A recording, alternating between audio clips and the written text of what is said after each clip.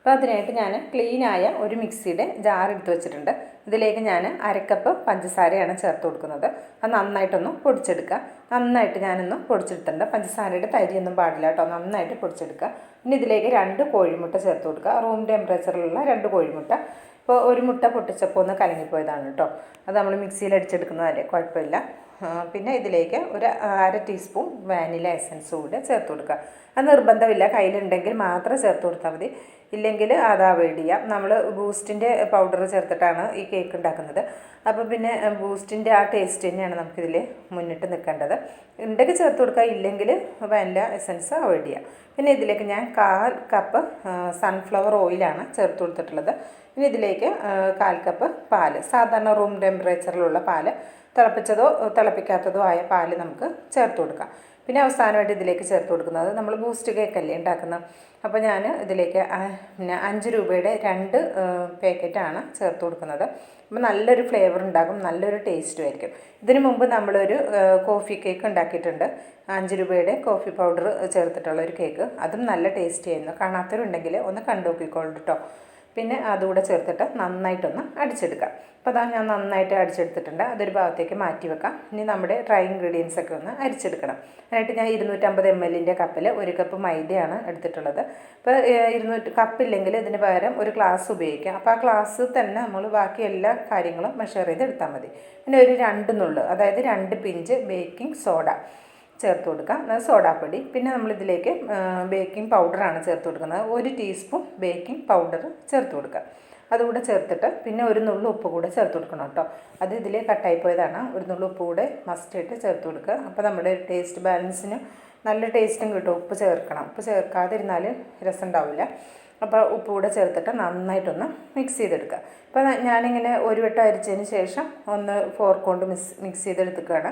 അപ്പോൾ അല്ലെങ്കിൽ ഒരു 3 പ്രാവശ്യം അരിച്ചെടുത്താലും മതി. അപ്പോൾ അതൊരു വേറൊരു ബൗളിലേക്ക് മാറ്റി കൊടുക്കുക. അതിന് ശേഷം ഞാൻ ഇതിലേക്ക് ഒരല്പം കറുത്ത മുന്തിരി, ഉണങ്ങിയ മുന്തിരി കറുത്തത് അത് ചേർക്കുന്നുണ്ട്. അതുപോലെ തന്നെ കാഷ്യൂനട്ടും ചേർക്കുന്നുണ്ട്. ഒരു 10-12 കറുത്ത മുന്തിരിയും അതേപോലെ തന്നെ ഒരു 6 കാഷ്യൂനട്ട് ചെറുതായിട്ട് കട്ട് ചെയ്തത് അതുകൂടെ ചേർത്തിട്ട് ആ മാവിലേക്ക് തന്നെയാണ്, മൈദ മാവിലേക്ക് ചേർത്തിട്ട് ഒന്ന് മിക്സ് ചെയ്തെടുക്കുന്നുണ്ട്. ഇനി ഇതിലേക്ക് നമ്മൾ ചേർത്ത് കൊടുക്കുന്നത് നമ്മളിവിടെ അടിച്ചു വെച്ചിട്ടുള്ള നമ്മുടെ മുട്ടയും നമ്മുടെ ബൂസ്റ്റ് പൗഡറൊക്കെ ഇല്ലേ, ആ മിക്സ് ഇതിലേക്ക് ചേർത്തിട്ട് നന്നായിട്ട് മിക്സ് ചെയ്തെടുക്കുകയാണ് ചെയ്യുന്നത്. നമ്മൾ മിക്സ് ചെയ്യുന്ന സമയത്ത് ഒരു വിസ്ക് കൊണ്ട് തന്നെയാണ് മിക്സ് ചെയ്തെടുക്കുന്നത്. അപ്പോൾ ഇത് നമ്മൾ ഒരുപാടിട്ട് കുത്തി ഇളക്കണ്ട, അപ്പോൾ അതൊക്കെ സമാധാനത്തിലൊന്ന് മിക്സ് ചെയ്തെടുത്താൽ മതി. കണ്ടു, ഇതാണ് ഇതിൻ്റെ കൺസിസ്റ്റൻസി. ഒരുപാട് ടൈറ്റും അല്ല, എന്നാൽ ഒരുപാട് ലൂസും അല്ല. വിസ്ക് കൊണ്ട് ഇങ്ങനെ കാണിക്കുന്നതുകൊണ്ട് നിങ്ങൾക്കത് മനസ്സിലാവാത്തതാണ്. അപ്പോൾ നമ്മൾ പറഞ്ഞ അളവ് കറക്റ്റായിട്ട് അതേപോലെ എടുക്കുകയാണെങ്കിൽ മെഷർമെൻറ്റ് കറക്റ്റ് ആയിരിക്കും കേട്ടോ. ആ ഒരു കൺസിസ്റ്റൻസിയാണ് നമുക്ക് വേണ്ടത്. ഇതേപോലെ ഒരു കേക്കിൻ്റെ മോൾഡ് എടുത്തിട്ടുണ്ട്. അതിലൊരു ബട്ടർ പേപ്പർ വെച്ചിട്ട് നമ്മളൊന്ന് ഗ്രീസ് ചെയ്ത് കൊടുത്തിട്ടുണ്ട്, സൺഫ്ലവർ ഓയിൽ. അതിപ്പോൾ എല്ലാവർക്കും അറിയാമല്ലോ, അതുകൊണ്ടാണ് അത് ഞാൻ എടുത്ത് കാണിക്കാഞ്ഞത്. പിന്നെ ഒന്ന് തട്ടിക്കൊടുക്കുക, എയർ ബബിൾസൊക്കെ ഉണ്ടായി പോകാനാണ്. ഇതാണ് നമ്മുടെ ഓവൻ സെറ്റപ്പ് കേട്ടോ. അപ്പോൾ ഇതെല്ലാവർക്കും എൻ്റെ വീഡിയോസ് കാണുന്നവർക്ക് ഉണ്ടെങ്കിൽ അവർക്കൊക്കെ അറിയാൻ പറ്റും. നമ്മുടെ ഓവൻ സെറ്റപ്പാണിത്. ഒരു 5 മിനിറ്റ് ഞാൻ ലോ ഫ്ലെയിമിൽ വെച്ചിട്ട് പ്രീ ഹീറ്റ് ചെയ്തിട്ടുണ്ടായിരുന്നു. അതിലേക്ക് നമ്മൾ കേക്ക് മോൾഡ് ഇറക്കി വെച്ച് കൊടുത്തിട്ടുണ്ട്. ഇനി ഒരു 45 മിനിറ്റാണ് ഇതിൻ്റെ കുക്കിംഗ് ടൈം.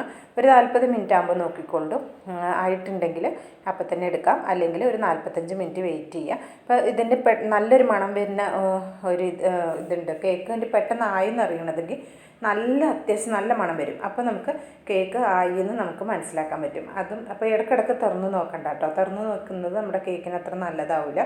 അതുകൊണ്ടാണ് കേക്കിൻ്റെ മണം വരുമ്പോൾ ഒന്ന് തുറന്ന് നോക്കിയാൽ നമുക്ക് ആ ഒരു കറക്റ്റ് കൺസിസ്റ്റൻസി ആയിരിക്കും. അപ്പോൾ എനിക്ക് 45 മിനിറ്റ് കറക്റ്റായിട്ട് എടുത്തിട്ടോ. അപ്പോൾ അതാ നമ്മൾ കുത്തി നോക്കിയപ്പോൾ ക്യൂറൊക്കെ നല്ല ക്ലീനായിട്ട് തന്നെ വന്നിട്ടുണ്ട്. ഫ്ലെയിം ഓഫാക്കി എടുത്തിട്ടുണ്ട്. ഇനിയിപ്പോൾ നമ്മൾ മോൾഡിൽ നിന്നൊക്കെ മാറ്റി ബട്ടർ പേപ്പറൊക്കെ മാറ്റി എടുത്തിട്ടുണ്ട്.